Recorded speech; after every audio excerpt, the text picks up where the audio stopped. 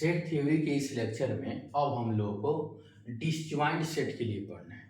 पहले हम लोग पढ़े थे कि ए और बी का इंटरसेक्शन फाई नहीं होना चाहिए। फाई नहीं होने चाहिए का मतलब क्या होता है कि ए और बी में कोई ना कोई एलिमेंट क्या होना चाहिए, आना चाहिए। वह खाली नहीं होना चाहिए, इम्पिटी नहीं होना चाहिए, नल नहीं होना चाहिए। लेकिन यह 2 नंबर जो केस है वह केस क्या है कि A intersection B is equal to phi, यानी ए और बी में कोई भी एलिमेंट कॉमन नहीं होना चाहिए। ठीक, नथिंग इन कॉमन, कॉमन कुछ नहीं होना चाहिए। नो ओवरलैपिंग सर्कल्स, कोई भी सर्कल एक दूसरे पर ओवरलैप नहीं करना चाहिए। ठीक है, तो इसको कैसे डायग्राम के मदद से हम बताएंगे उसको तो देखेंगे।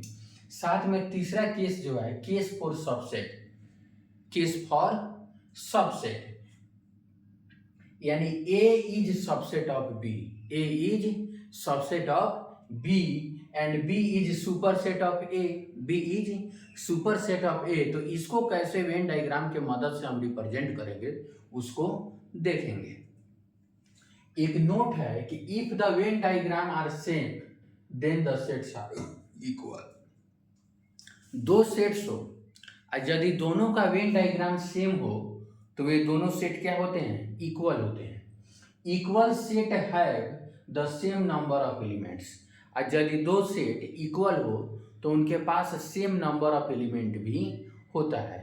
दो सेट्स इक्विवेलेंट हो तो उनके पास भी सेम नंबर ऑफ एलिमेंट होता है।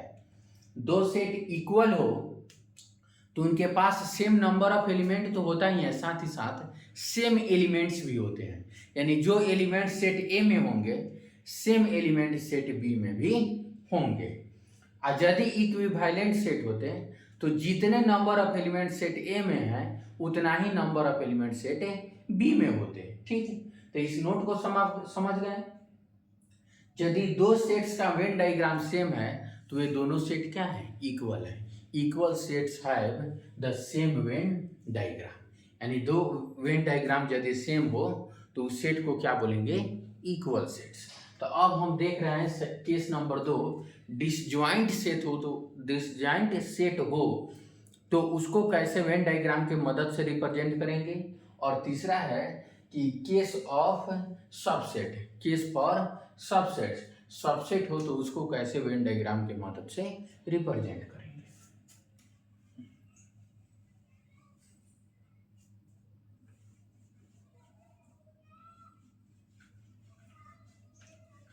चलिए,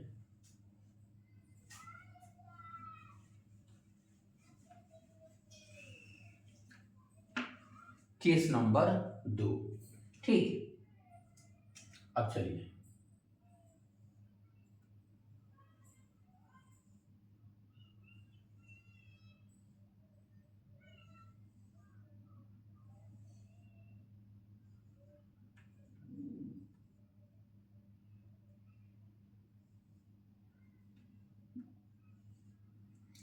इस सेट में दो सेट हैं, इस यूनिवर्सल सेट में दो सेट हैं, एक सेट ए है और एक सेट बी है।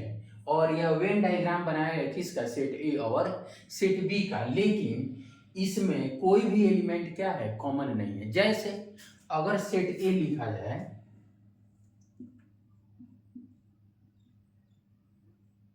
2 3 5,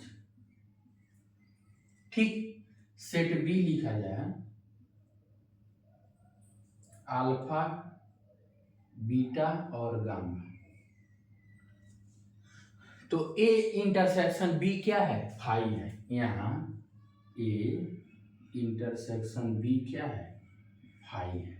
क्या है, फाई है। यहाँ कोई भी एलिमेंट कॉमन नहीं है, इसलिए इस वेन डायग्राम को ऐसे बनाएंगे जिसमें कोई भी एलिमेंट कॉमन नहीं है। अब 3 नंबर क्या है, केस फॉर सबसेट। जैसे यह होता, 3 नंबर हम बताते हैं।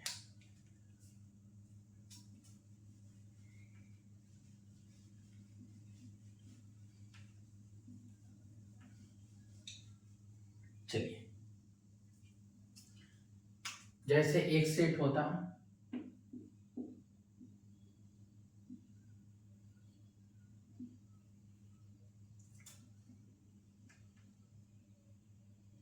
यह यूनिवर्सल सेट हो गया।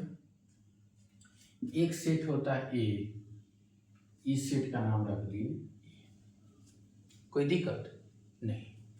एक सेट का नाम रख दिए बी, ठीक। तो बी जो है ए के अंदर है, यानी B is subset of A. B क्या है? ए का सबसेट है, यानी बी के सारे एलिमेंट ए में मौजूद है। बी के सारे एलिमेंट ए में, यानी all the elements of set B are present in set A. All the elements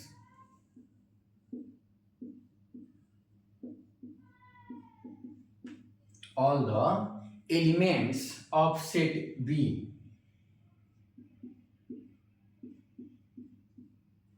all the elements of set B are present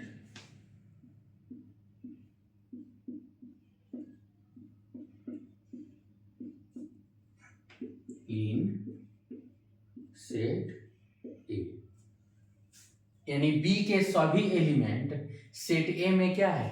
मौजूद है। All the elements of set B are present in set A. B के सारे element क्या हैं? ए में मौजूद है। तो इसको वेन डायग्राम के मदद से कैसे रिप्रेजेंट करते हैं यह हम देख लिए। अब अगले टर्म पर हम डी मॉर्गन्स लॉ को पढ़ेंगे। Thank you for watching this.